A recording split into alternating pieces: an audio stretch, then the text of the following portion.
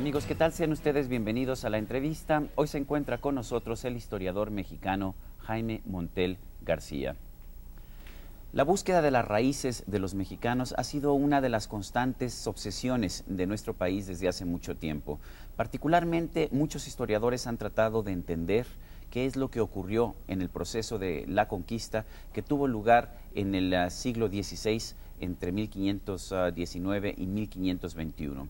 Este es un periodo de la historia que ha sido muy narrado, un periodo de la historia que ha sido muy estudiado por los especialistas y sin embargo seguimos viendo la publicación de libros que nos arrojan un poco más de luz, un poco más de detalle. Uno de los libros que han surgido recientemente sobre este tema, y es un libro que tiene un detalle verdaderamente impresionante sobre el proceso de conquista, es precisamente este que tengo aquí, La conquista de México Tenochtitlan, de Jaime Montel García, publicado por Miguel Ángel Porrúa, editor. Quiero agradecerle a Jaime Montel García el estar con nosotros aquí en la entrevista. Gracias, gracias a ti, Sergio. Jaime, ¿por qué otro libro sobre la conquista? Hay muchos ya, ¿no es así? Bueno, realmente no son muchos, pero déjame platicarte cómo estuvo esto. Mi intención original no era escribir este libro. Yo pensaba escribir sobre el primer periodo, los primeros años del periodo colonial, inmediatamente después de la caída de Tenochtitlán, buscando refrescar mi memoria sobre los sucesos inmediatamente anteriores. Cayó en mis manos un libro que se llama La conquista de México. El de Hugh Thomas, el historiador británico conocido por su historia sobre la Guerra Civil Española, entre otros. La Guerra Civil Española, y después publicó otro libro sobre el tráfico de esclavos, y, en fin. Tiene muchos libros. ¿Leíste ese libro y qué te pareció? Este se publicó en español hacia 1994. Entonces lo leí y me dejó un mal sabor en la boca. ¿Y por qué? Me dejó un mal sabor en la boca porque el tono es un tanto frívolo, es un tanto despectivo hacia el lado indígena. O sea, los protagonistas del drama no son de su simpatía. A los españoles los pinta como crueles, ambiciosos, a los indígenas como salvajes, supersticiosos. Y eso es la forma, pero incluso el fondo, ya buscando un poquito más, estudiando un poco más, la información que maneja está mal interpretada, tergiversada en ocasiones y en ocasiones inventada. ¿Me puedes dar algunos ejemplos en donde sientas que eso ocurrió en el libro de Hugh Thomas o en otros libros y que te hizo en un momento dado sentir que había necesidad de publicar una obra sobre este tema? Bueno, yo no quisiera abundar mucho en estas cosas un tanto negativas, pero pues si gustas, sí, te puedo leer mencióname algún tres ejemplo, párrafos.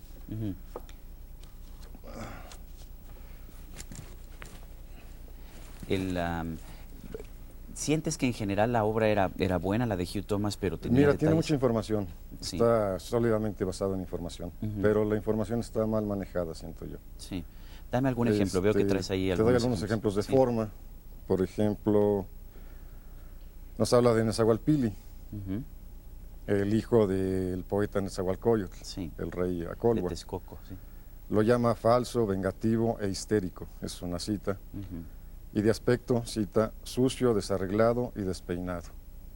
Y afirma que llevaba sus supersticiones a extremos absurdos. Tan absurdos como contar frenéticamente las notas cantadas por los pájaros, llegando hasta unas 3000. Bueno, yo no me imagino a Nezahualpili contando las notas de los pájaros hasta llegar a 3000, pero en fin. ¿En qué se basa Hugh Thomas y cuál es tu visión en todo caso sobre Nezahualpili? Bueno, Nezahualpili no es uno de los caracteres básicos de la conquista, claro. pero definitivamente era un monarca filósofo que estaba muy interesado en la religión de su tiempo, las cuestiones profundas de la religión y la filosofía, y para nada lo veo como falso, vengativo o histérico, ¿no? Bueno, pero vamos a dejar eso. Me imagino que son observaciones de carácter subjetivo de un historiador. Jaime, ¿qué tanto puede un historiador ser objetivo? ¿Qué tanto hay que ser subjetivo? Bueno, yo quisiera antes acabar de contarte esta motivación sobre el libro, ¿no? De acuerdo. Porque tú comentabas que había muchos libros sobre la conquista. Entonces, lo que trató de hacer Hugh Thomas es llenar un hueco que existía. El libro anterior para los europeos y los occidentales, la cultura occidental, era el de Prescott, de William Prescott, que se publicó en 1843, o sea, ya hace muchísimo tiempo. En México, en el siglo XIX, se publicaron dos libros, el de Manuel Orozco Iberra, Historia Antigua y de la Conquista de México en 1880, y el de Alfredo Chavero, poquito después, en 1884, que está incluido en México a través de los siglos. son las últimas historias de la conquista de México. Ha habido muchas biografías sobre personajes de la conquista, ha habido novelas históricas, ha habido estudios especializados, pero en cuanto a una historia de la conquista en sí, las últimas mexicanas fueron estas dos que te menciono, y la extranjera, la de Thomas. Un lector que se encuentra de repente este libro, es un libro además, debo decir, voluminoso, con una carga de notas al pie de página bastante importante. ¿Qué es lo que se va a encontrar? Si tú le dijeras a un lector que nunca ha leído esta obra, que nunca la ha hojeado, y le quisieras decir, mira, lo que tú vas a encontrar en la conquista de México, Tenochtitlan, ¿es esto? ¿Qué le dirías? Bueno, como tú comentabas, yo trato de ser imparcial, ¿no? Trato de darle un trato imparcial al asunto de la conquista.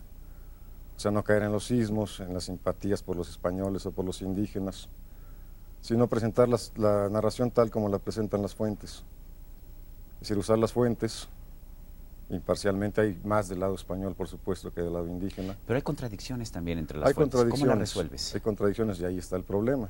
O sea, es imposible realmente saber en el pasado cómo algo sucedió, porque cada quien lo ve desde su punto de vista. Claro. Entonces, cuando hay contradicciones, yo opto por poner las diferentes versiones de los cronistas, indicando cuál pueda ser, según mi punto de vista, la más plausible o la más confiable, y dejar que el lector se forme su propio criterio.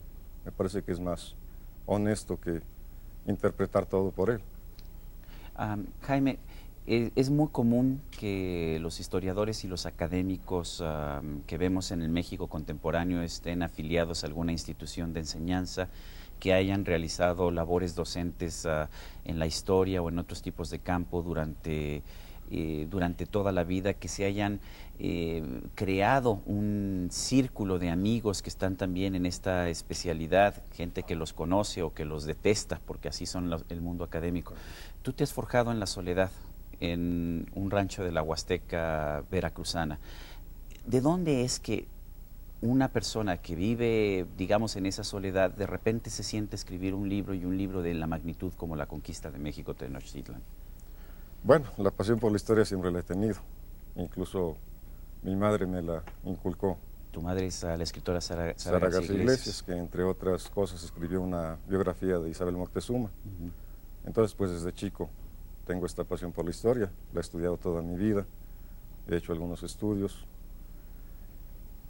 ¿Pero qué fue lo que te impulsó? ¿Es nada más el ver el libro de Hugh Thomas, el sentir que había un hueco, la necesidad de usar las horas de soledad, una pasión? ¿Qué es lo que lleva a un hombre que tenía una trayectoria completamente distinta sentarse a escribir un libro que claramente está muy bien fundamentado, que tiene, digamos, todo el bagaje técnico que tiene que tener? Bueno, si lo ponemos de esa manera, yo creo que básicamente fue mi interés por México. O sea, México está en un periodo de transformación muy grande. Y tratando de entender lo que está sucediendo, dije, bueno, vamos a empezar por el principio, por la conquista, ¿no? ¿Y es el principio la conquista? Bueno, es el principio del México actual, porque México no existía como nación antes de la conquista, ¿no? Ni existía el mestizaje, ni una serie de cosas que empezaron a existir en esos momentos. Hay un personaje que ha fascinado a los mexicanos desde el principio de la conciencia nacional, que es la Malinche, y sin embargo tú le dedicas relativamente poco espacio a la Malinche. ¿Por qué? Bueno, pues la Marina, vamos a llamarla Marina, bueno, o Marina, ¿no? Marina, como le llamaron los españoles. Como le llaman los Malintzin. Es un personaje muy controvertido porque a veces se le considera como traidora a su raza o a su patria. Yo pienso que eso es ver las cosas desde nuestra perspectiva y no verlas desde la luz de su época. O sea, en su época no había un México, no había una patria que era México. El ataque estaba dirigido contra los mexicas, a los cuales ella odiaba, porque la habían vendido de pequeña como esclava. Entonces yo creo que realmente no era traidora a una patria que no era ni la de ella ni existía en ese momento. Le dedico relativamente poco espacio porque su papel no fue tan importante. Es decir, como intérprete, como amante de Cortés. Y posiblemente en sus interpretaciones haya puesto de su parte, no Algo haya metía, traducido sí. literalmente las cosas porque no había nadie más al Pero se dice que principio. tenía una gran influencia sobre Hernán Cortés. ¿Es verdad esto? Pues esto no lo podemos saber. Ujú. O sea, en el momento, por lo menos de la conquista, tenía la gran influencia como intérprete, obviamente, Sí. porque no había otro. Pero conforme fueron aprendiendo unas pocas de palabras, otras personas ya empezaron a interpretar también otros. Y no creo que fuera tan básico su influencia sobre Cortés. Cortés era una persona demasiado pragmático para dejarse influir por una mujer, ¿no? Vamos a hacer una pausa en este momento, si no te molesta, estamos en la entrevista. Estamos conversando con el historiador mexicano Jaime Montel García, autor de la obra La Conquista de México Tenochtitlan, publicada por Miguel Ángel Porrúa.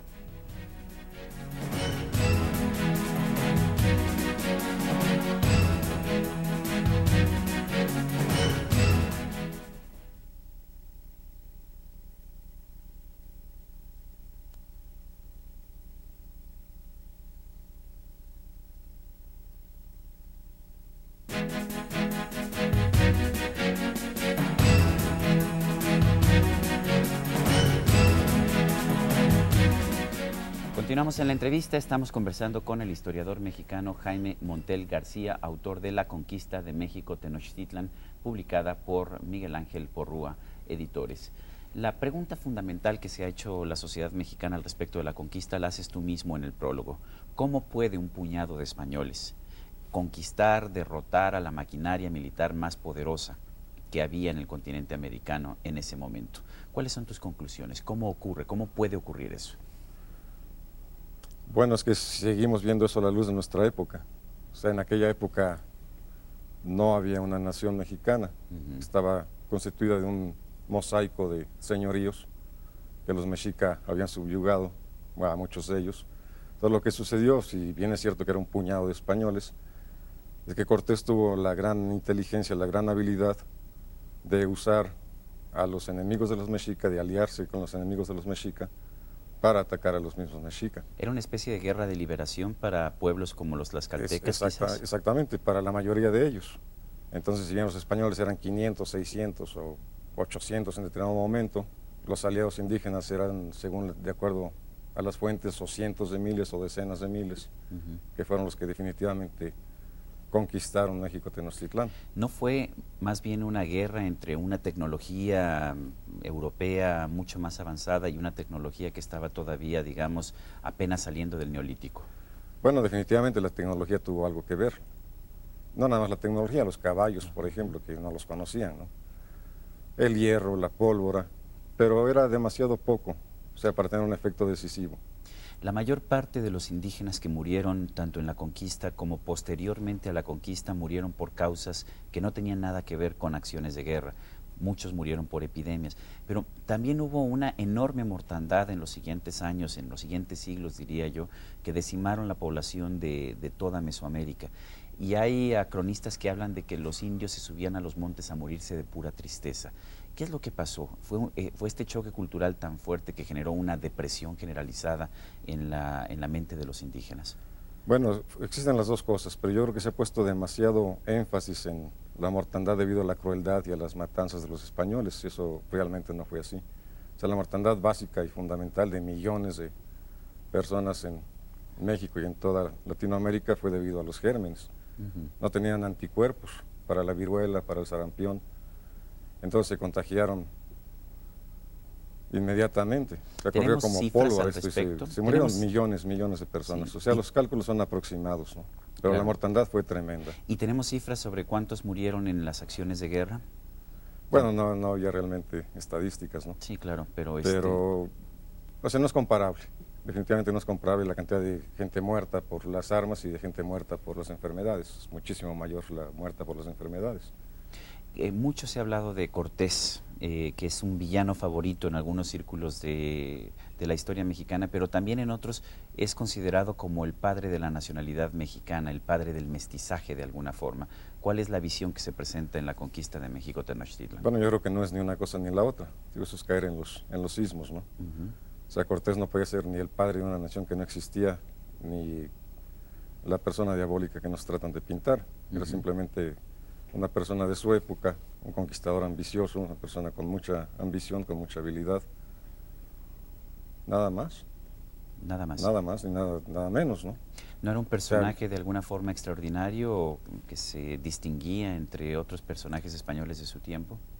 Bueno, no cuando llegó aquí a las Indias, era un segundón, un hidalgo segundón. Pero una vez que estuvo aquí ya en México, como jefe de su pequeña partida de aventureros, empezaron a salir a la luz sus habilidades. Mucho se ha descrito a Hernán Cortés como el gran rey del arrojo, un hombre que tenía una audacia tal que fue lo que le permitía en un momento dado sacar ventaja de situaciones en las que parecía estar al borde de la derrota. Sí, te digo, era muy hábil, como decíamos, era muy pragmático, ¿no? Sabía sacar lo mejor de las, o sea, ¿cómo te diré? Lo mejor de las situaciones complicadas. Manejaba muy bien las situaciones políticas, ¿no? O sea, él siempre prefería encontrar una solución pacífica a los conflictos, antes de que el enfrentamiento bélico, antes que las armas, a diferencia de otros conquistadores como Pizarro, prefería la cuestión política. Es un político nato, digamos. Era un político nato, ¿no? ¿Cómo es la muerte de Moctezuma? Es una muerte en la que ha habido también distintas versiones. Hay quienes plantean que fue muerto por los propios aztecas enfurecidos, hay quienes plantean que fue muerto por los españoles en una manera subrepticia. ¿Cuáles son las versiones que tenemos y cuál es la más probable? Existen las dos versiones, las de que fue una pedrada de su misma gente o de que los españoles lo mataron antes de huir. ¿De quiénes son estas versiones? ¿Son de cronistas españoles? Sí. Bueno, son de las diferentes crónicas, cada cronista tiene su punto de vista. Su punto de vista. Yo creo que ninguna de las dos cosas ocurrió, porque la pedrada en sí no fue tan grave, no fue mortal, ¿no? Como para ¿Qué te hace suponer eso, que no fue tan grave la pedrada? Lo comentan los mismos cronistas, o sea, ¿sí? Estaba herido, pero no estaba herido de muerte, eso se comenta en las crónicas. Y incluso es poco probable que lo hayan matado los mismos españoles, porque era un acto demasiado cruel y sin sentido, ¿no? Era mejor habérselo llevado con ellos para después usarlo de alguna manera. Es alguna forma de legitimidad de alguna manera. Claro, usarlo de alguna manera, ¿no? Pero yo pienso, y lo indica, la clave me la dio Bernal Díaz del Castillo, de que se suicidó. ¿Se suicidó Moctezuma? Yo pienso que se suicidó. ¿Y por qué? ¿En dónde da esta clave Bernal Díaz del Bernal Castillo? lo dice en unos comentarios, dice que le dieron una bebida con la cual se pasmó. Inmediatamente después habla de su muerte. Entonces yo pienso que él pidió que le dieran esta bebida con veneno. ¿Quién le dio esta bebida? ¿Sus propios compañeros, ¿no? Sus propios acompañantes. Su séquito. Su séquito, claro. ¿Hasta qué punto la división entre los aztecas después de la muerte de Moctezuma ayuda a la derrota frente a los conquistadores españoles? Bueno, después de la muerte de Moctezuma se hizo una purga entre la nobleza mexica, de los que estaban con Moctezuma y los que estaban contra los españoles. Entonces realmente se unificó toda la nobleza mexica en contra de los españoles después de la purga, ¿no? O sea, fueron muertos aquellos que estaban... Los que estaban pro Moctezuma y pro españoles. Vamos un poco a la famosa noche, a la noche triste. Mucho se ha dicho que los aztecas pudieron haber acabado con los españoles esa noche, pero que no hicieron la ofensiva final. ¿Cuál es la versión o qué es lo que vemos en este libro sobre esa famosa noche triste? Bueno, yo la llamo más bien la noche de la huida, Sergio. La noche, me parece porque bien. La noche triste para quién, ¿no? Sí, es para los españoles, para por unos supuesto. y alegre para otros. Bueno, es lo mismo. Tú has tratado de despojar a este libro, tengo entendido, de ese tipo de subjetividades. ¿Eso es correcto? Claro, claro.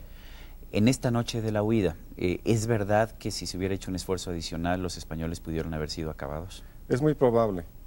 Es muy probable. Lo que sucedió es que ya una vez que salieron de la calzada a tierra firme, los españoles se reagruparon y además en toda la huida de la calzada habían dejado el tesoro esparcido, ¿no? Todo el tesoro de Moctezuma. Entonces parece que muchos de los guerreros se dedicaron a recoger el tesoro y a buscar el botín en vez de seguir su ofensiva contra los españoles que iban en huida. O sea que fue la propia codicia de los guerreros lo que impidió que dieran el golpe final. ¿Cómo se reagrupan los españoles después de la noche triste? ¿Dónde van?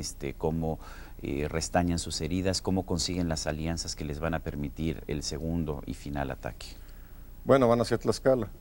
que como sabes eran enemigos mortales de los mexicas, ¿no? Y ya estaba Cortés consciente de eso, por supuesto, ¿no? Claro, ya habían estado en Tlaxcala, ya eran aliados los tlaxcaltecas, entonces se refugian en Tlaxcala, se rehacen, empiezan a tejer una serie de alianzas con otros señoríos y empiezan a tratar de vencer uno por uno todos los pueblos alrededor de la laguna para sitiar finalmente a México Tenochtitlán para el golpe final.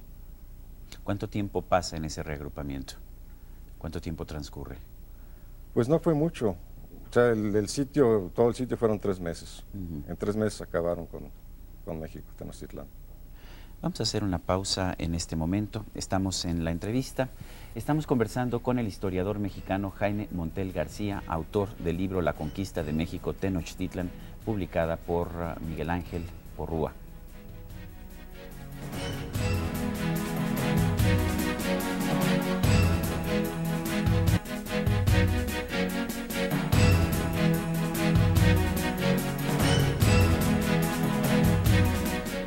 Continuamos en la entrevista, estamos conversando con Jaime Montel García, historiador mexicano. Acaba de publicar La conquista de México Tenochtitlan.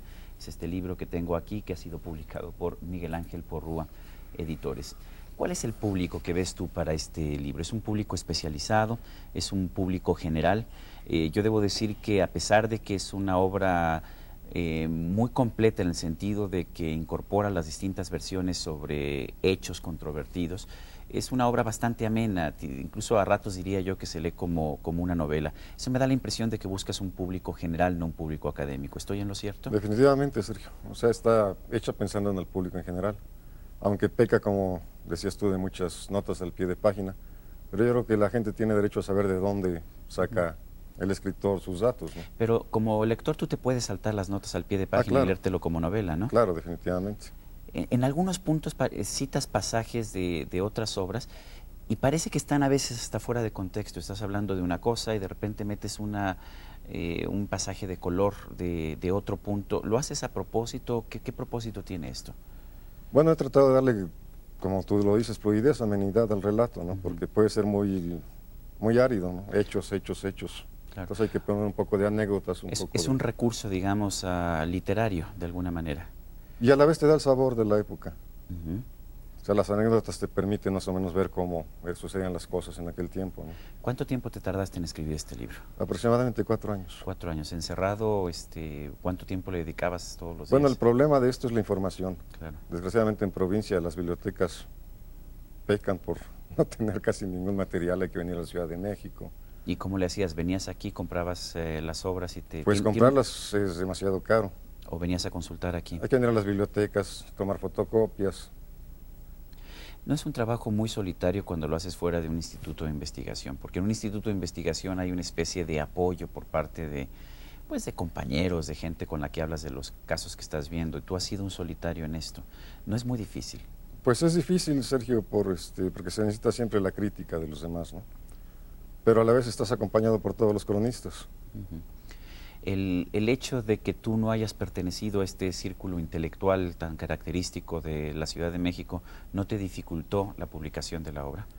Bueno, fue difícil la publicación porque es primera obra, un autor desconocido, además es muy voluminosa, casi son 1000 páginas. Pues todos esos motivos hicieron difícil la publicación. ¿Cómo encontraste a Miguel Ángel Porrúa, que es un editor, debo decirlo aquí abiertamente, que le apuesta a gente desconocida y que le apuesta a obras que siente que tienen calidad, aun cuando no sean de autores famosos? No, y se lo agradezco mucho. Porque, ¿pero cómo lo encontraste? Bueno, recorriendo las varias editoriales hasta que finalmente pues él me dio la oportunidad. Sigue siendo esto una cosa que existe, ¿verdad? Esta idea del escritor que va de editorial en editorial con su manuscrito hasta que finalmente encuentra un alma caritativa que se la publica. Definitivamente. Y más en un país como el nuestro, ¿no? Que hay tal subdesarrollo cultural, desgraciadamente. O sea, se lee muy poco, no hay dinero para comprar libros, tú sabes todos los problemas, ¿no? El promedio de lectura, que me parece que es 1.2 libros por año en México. Todo eso dificulta la publicación. Jaime Montel García, historiador mexicano, autor de La conquista de México Tenochtitlan, publicada por Miguel Ángel Porrúa. Quiero agradecerte el haber estado con nosotros aquí en la entrevista. Te agradezco mucho a ti, Sergio. Gracias. Y a usted, amigo televidente, que hace posible este programa, se lo agradezco también. Eso es todo por hoy, pero no se le olvide, nos vemos la próxima.